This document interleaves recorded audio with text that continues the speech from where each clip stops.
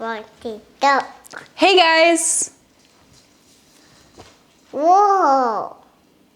Ay, Hey guys! ay. Whoa! Whoa, who's that handsome guy?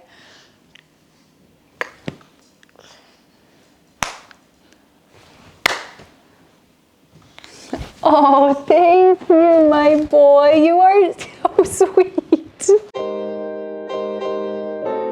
So today I'm in the mood to propagate, and as I was watering my grow tent last night, I realized I have a large propagation bin that's completely empty, and I thought it would be really fun if we went around, chopped up a bunch of cool plants, or just, I don't know, any plants really, and filled up the propagation bin, and then I could give you updates later on with how the plants are doing. I think it'll be fun. I think I'm just in a chop and proppin' mood lately because spring is coming and the power of vitamin D, am I right? But before we get into the choppin' and proppin', here's a quick 60 seconds about today's sponsor. Huge thank you to Native for making this video possible. Native deodorant is aluminum-free, paraben-free, cruelty-free, and vegan. Not only is it free of all those things, but it also uses very simple ingredients, things we can recognize like coconut oil and shea butter. Native stays put all day, providing 24-hour odor protection with a wide range of scents that are simple but effective. The 3 scents I've personally tried from Native are eucalyptus and mint, which has a very fresh, clean scent. Lavender and rose, which is actually my favorite that I've tried from them. I think it's really nice. I was worried it would be like overly florally or like powdery. It's actually really nice and herby. Herby? Is that a word?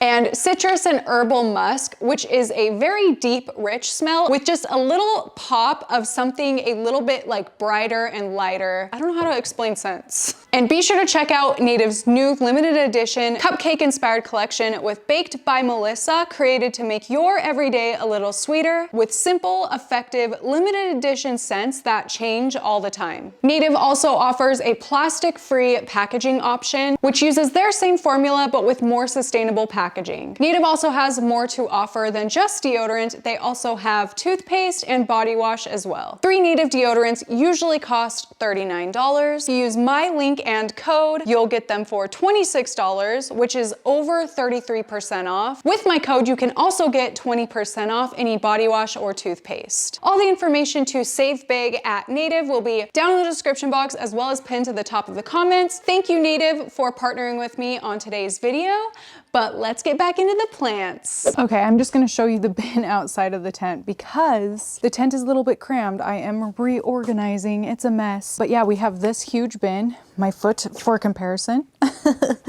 to fill up. So let's get going. I got a lot of plants set aside in here so that we can propagate. Okay guys, so we are in my grow tent, which is getting very wild. My plants are growing out of control. Like, look at these freaking roots. What is going on with this? I think this is called a philodendron species Ecuador glaucus or something like that. I don't know, I could be wrong. They're just growing really wild and getting all tangled, and then it makes it hard to pull them out to sell. So then I just don't, and then they grow even more and more wild. So today we are going to get it under control. I already took this cut before I realized I wasn't filming, but so right now I am just individually propping each of these little nodes. Well, I was kind of thinking I might put multiple nodes in one cup, like 2 in per cup, so that the plant grows a little more full, but then I'm nervous where this plant grows so wild that it may get too crazy in the cups. I really like this plant. I wish I knew exactly what the name was so I could recommend it to you guys. I'm so glad that I'm wanting to do this because you know what? To me, that means it's springtime. Springtime is propagating time, and I propagate through the winter, don't get me wrong. Do you guys propagate through the winter? I definitely do. I know that a lot of people don't recommend it. I still do, just not as much as in the spring. Mostly for like, I don't know, just how motivated I'm feeling reasons. If I was more motivated in the winter, I think I would do more plant stuff, but I'm not, so I don't. So then in the spring, I have to play catch up for like months and months. You guys, this is gonna be so many plants. I'm excited because this is such a pretty plant. If you guys know what this is called, it's not like a silver sword. You can kind of see it's like silvery with like red, a little red tint, grows really fast, kind of bluish. I don't know what it's called. You know what? I think Ashley has this plant too. So maybe I'll ask her. Okay, one more little cut. That box I showed you can fit about 100 propagations. My back is already hurting. I'm getting way too old for this. Maybe I'm gonna sell these ones this week. Should I do that? I think I'm gonna sell these two.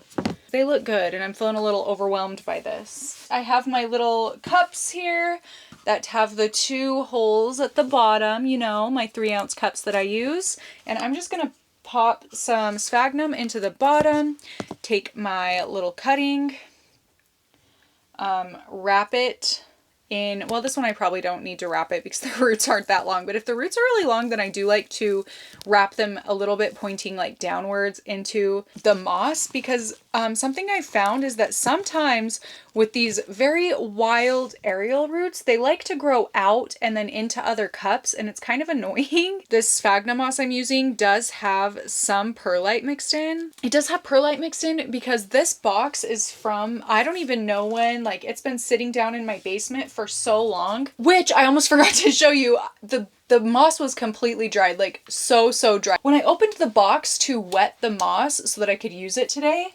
I found, you're not gonna believe this, 3 little syngonium pieces in it, which I don't know how long these were down here. I don't remember when I brought this moss down here, but the lid was on it. It was bone dry. There's just these syngoniums growing. And I know they're syngoniums because of how the stem is, just because of how they are. Yeah, isn't that wild? I don't know exactly what kind they are, but I'm thinking they might be Syngonium batik or ribbon syngonium. So I'm hoping for something awesome, but I'm actually going to go ahead and pot these up too, because yeah, that was like the find of the day. I'll tell you what, and I hope that they survive. I literally cannot believe that they survived this long without being in moisture, and like their leaves look good. My basement is dark. It was nowhere near a window. They had like almost no water. Just goes to show that like plants want to live. They want to live, right? That is, I don't know, it was a shocker. Like I am quite shocked by this, and I hope that they do well. I forgot what tangent brought me to this point, but potting them up real quick. Oh yeah, anyway, I remember what it was now. I was talking about how I just had this box of sphagnum moss from I don't even remember when in here when I was experimenting with perlite. I don't like perlite on its own, so I mix it in with sphagnum moss and it does fine. I don't think it improves anything to the point that it's like something I'm going to continue doing, but where I had perlite around that I probably wasn't going to use because I like using pumice in my soil mix. It adds a little bit of airflow, like I can definitely see that, but not enough that I feel it's worth rushing out to get some. I'm still so shocked by these 3 little plants, and I'm like digging through this box hoping that I maybe find some more. Don't you just love finding little bonus plants like that? I sure do. This is why plants are so cool. These 5 plants that you saw me just cut up were started from 1 plant, which was gifted to me, and now it is all of this turned into 24 plants, and I could even get more out of it. But like, that's the thing, you literally can multiply your plants so quickly, supply your own shops if you'd like to, or just make your own plant collection bigger or your plants more full. These 2 do just have bare nodes in them. I mean, it just goes to show you, like, you can do it super quickly. Next, I have some plants that I actually cut yesterday. They're Cebu blue cuttings, and I have some leaf ones that I think I'm going to just pop into water right now. They're not going to be a part of our little box thing, but I'm just going to put them in water so that I don't have to pot as many plants today. I'm running a little bit low on sphagnum. I should have thought this through in advance. I do try to put 2 or 3 nodes, well, usually 3 nodes in each plant, Cebu plant, so that it can grow into a nice full plant right away pretty quickly. But I do also have some bare nodes mixed into here too. So the bare nodes I am going to have to propagate. I don't know if I'm going to do that today though, because I'm feeling a little overwhelmed. I all of a sudden have a ton of plants that I need to propagate. I swear, I go through phases where like everything is so cut and I'm like excited and anticipating any new growth because I just want to chop it the second things grow. And then I go through phases where like I don't propagate for months, so then everything gets scraggly and long and everything needs chopped all at one time, you know? Like there's no in between. There's no healthy medium. I'm either chopping everything in sight or nothing at all. And then my plants get too wild that it almost is just not, okay, it's fun. I love propagating, but it almost gets overwhelming to propagate everything I want to, you know? If that makes any sense. You know what? I need to go put water. This is what they're going to live in, this little soup thing. I'm going to go put water in it. This way, putting them in the water, they will be able to grow. Can you see the water? They'll be able to grow roots, like start growing roots or start doing something before I put them into sphagnum moss. This is just a temporary thing. Like literally they'll be in here for a couple of days, a few days. Dang flabbit. I'm just not a planner, you know? I should be. I wish I was. Dang it, my baby's awake. Oh no. And Ryan's not home. He's not mad yet, so I'm just gonna try and get as much of this done as I can before I have to go rescue him. Okay. There's that. I'm just gonna put it over here. Right there. Why not? Seems like a good spot for it. Can you even see? No, you cannot.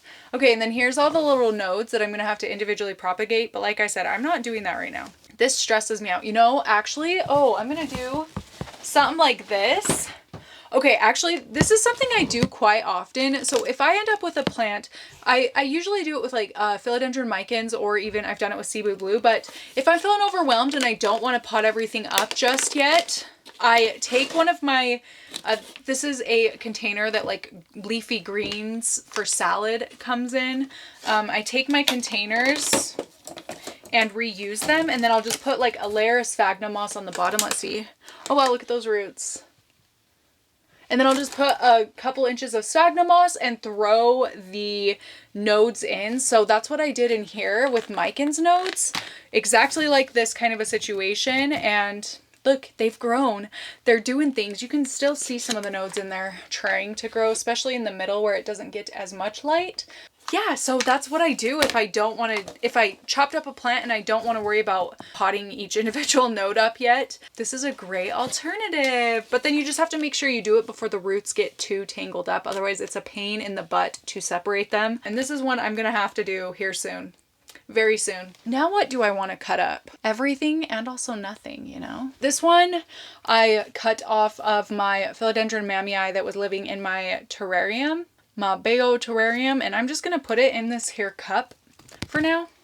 My terrarium is getting a little bit crazy and overgrown. I really need to do something for it, and actually, I have to sneeze. What I want to do is I want to take everything out, move everything into my grow tent here on the right side, and fill the terrarium up with only Monstera obliqua. I think that would be so beautiful. Like just have a sea of obliqua. 24, 22, 24 of them propagating right now. Some of them have turned into little plants. One of them I accidentally burned, but yeah, there's a little baby obliqua and then a little baby obliqua right here that got too close to the grow light. But yeah, I have a whole bunch of them propagating. So I think that would be really cool to just turn it into a Monstera obliqua, like, I don't know, thing. I think it'd be pretty. So I'm going to try and do that. We'll see if it works. These roots are a little bit long, so I'm definitely going to have to finesse them on in there. Everything in the terrarium right now is just really competing for light. So that's where I'm struggling. I need to do something with everything, but also the plants that are in there, like, were happy. I mean, they're still happy, but up until recently, like, I am definitely starting to notice a decline in some of the plants simply because they're all getting really big and having a hard time getting enough, like, they're competing for the grow lights, which is a problem. Okay. So kind of the same situation with that previous philodendron, not the mame, whatever, but the other one, what's it called? The Ecuador glauca, whatever. Philodendron varicosums are kind of being a little weird. So I am going to chop them up. Like, I don't know what's going on. So I'm just going to cut them up node by node, just like the species Peru, but leave one unactivated growth axillary bud is what it's called, still in the original cups so that can put off a growth point and continue growing. But then also I can get all of these new plants, hopefully. Does this one even have a growth point? Oh yeah, it does right there. Okay. Yeah, so like from that one plant, I'll hopefully end up with like 4 plants, you know? And then there's also another awkward one doing exactly the same thing. I do not know what is going on. Like, it just is killing off the old leaves. That box was so crazy. I had not been keeping it up very well. But I do want to say, when you guys are doing this, if you decide to If you're taking cuttings like this, like repeatedly taking cuttings from cups, you need to make sure that you're leaving one unactivated growth point in the original like mother plant or whatever. Otherwise, it's not going to grow back. So the growth point, the auxiliary buds only activate one time. So yeah, if you chop it too many times, like you could end up with no plant. So be careful of that and make sure that you're leaving enough plant in the pot that it's going to keep growing, you know? Just a little thing. I don't know if that's like common knowledge or not. I don't know if I've ever even mentioned that, but yeah, that's just something to be very, very mindful of. Okay, so I had to take a little break to go eat. I had to take a little break, but I'm back and I'm glad I went up there. So I actually started filming and I didn't have my microphone on, but when I was up there, I found this container, another little spinach container that was empty.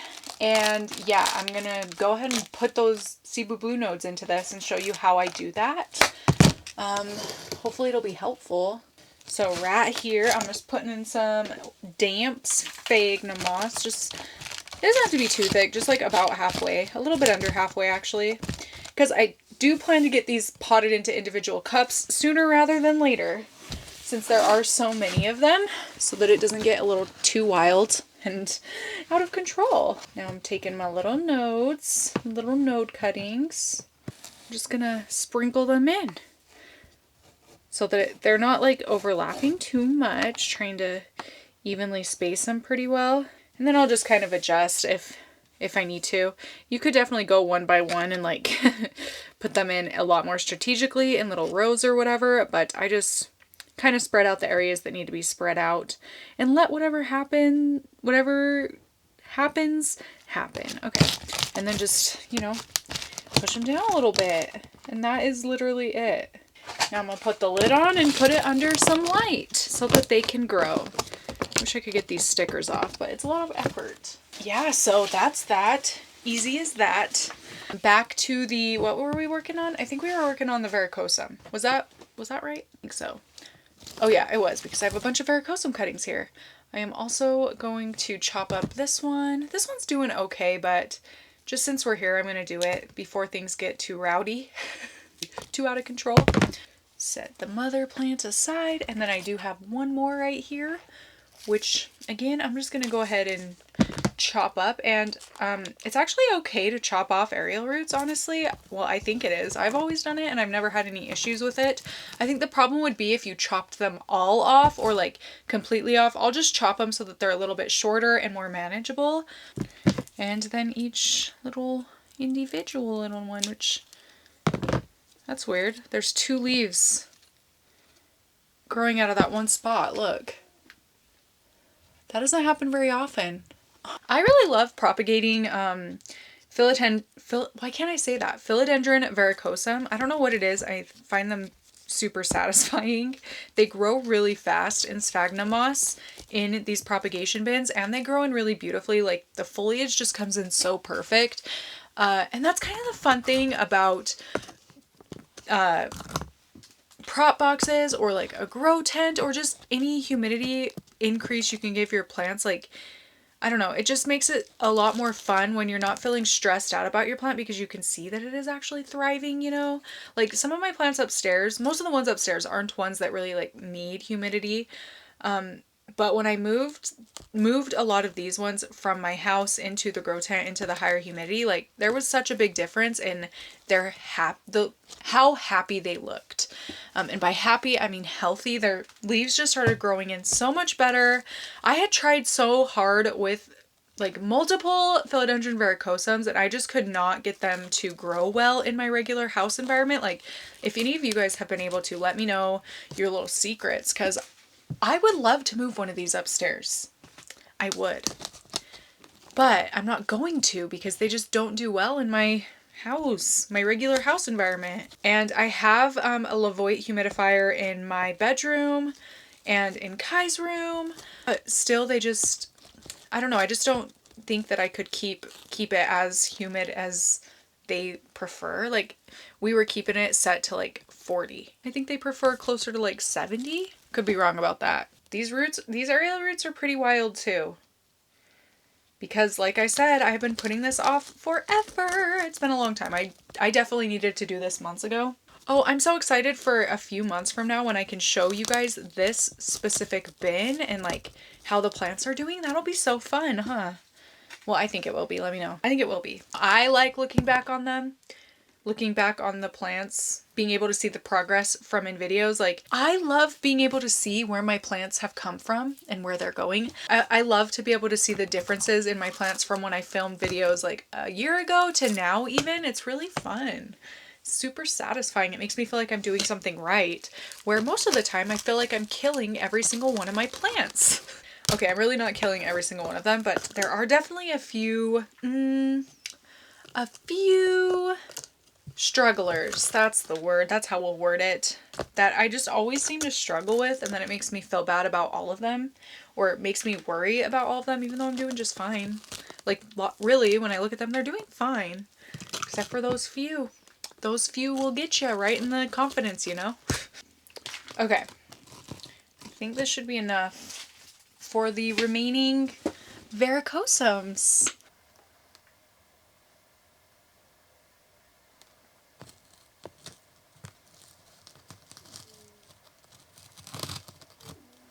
Here's our bin. We just have a little bit of space left, but I have a few plants over here that still need somewhere to live, so I think I'm just gonna plop these in. Oh, look at this. This is a Philodendron Splendid. Oh no, one of the leaves is like rotting. Oh, it's the newest one. That sucks. A Philodendron Splendid, or Glorious, that's what it's called. Isn't it pretty? I wish that hadn't happened. Oh well, it is what it is. Yeah, that's really pretty. That's about ready to sell, I'd say. A little Subhistatum, which also has some wild roots going on. I'm just going to try and get them under control much as I can. I'm just really having a hard time with the roots growing all over the place. Our two little species Ecuador glaucus, another little awkward varicosum that I did not get to today. I don't even know what this is, but it's really pretty. What is this? It looks like a kind of like a heart leaf, but not really. The leaf shape is a little bit different. Oh, another Splendid that's a lot more sad than that other one. What is going on? Maybe you need to pull off this mother leaf. There we go. That looks a lot. Well, actually, no, it doesn't. We're going to do this.